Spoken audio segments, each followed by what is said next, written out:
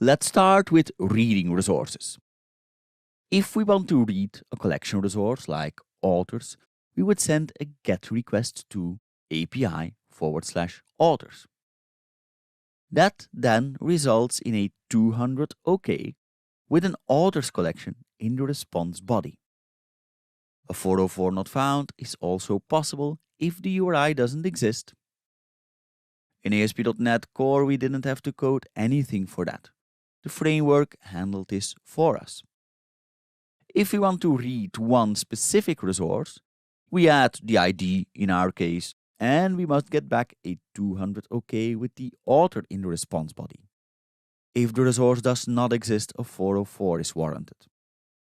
Deleting a resource is done by sending a delete request to that specific resource URI. If the delete is successful, we send back a 204 no content. If the resource does not exist, we should return a 404 not found. This one was already in the codebase. Deleting a collection resource follows the same principles, but it is rarely implemented because it can be very destructive.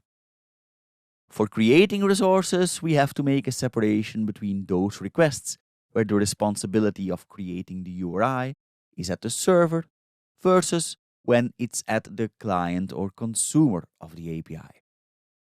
Let's start with the most obvious case, at the server, by which I mean at the level of the API.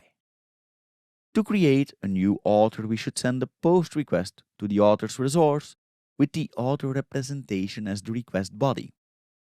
If creation is successful, we send back a 201 created response with the author representation in the response body and the location in the location header. If there is no author's resource, a 404 is warranted. Posting to a single resource URI can never result in a successful request. It either returns a 404 not found if the author doesn't exist, or a 409 conflict if the author already exists. And to add a collection in one go, we should create a new resource for that collection. For example, our author collections resource. A post to that resource then contains an author collection, in other words, an array of authors, and can result in a 201 created or a 404 not found. When the consumer of the API can create resource URIs, for example, when we're working with GUIDs, we can upsert to create resources. A put request to a previously unexisting URI for an author then results in that author being created. It warrants a 201 created response with the author in the body. There is no 404 response in this case, because if the author is not found, it is created. And the same is possible with patch, with that difference that we're passing in a JSON patch document for that author. We're starting with full updates with put. A put request to a specific author resource updates that author. We should pass in the full author representation. Fields that are omitted are set to their default values. That can result in a 200 OK with the author representation in the body or a 204 no content. If the author is not found, a 404 not found is warranted. Of course, if the consumer is allowed to choose the URI, you could upsert instead of returning a 404. Put requests to collection resources are allowed but rarely implemented. A partial update is what patch is for. To update a specific author, we send the patch request to that author's URI. A patch request's body can be defined by the JSON patch standard, a list of operations on that specific author.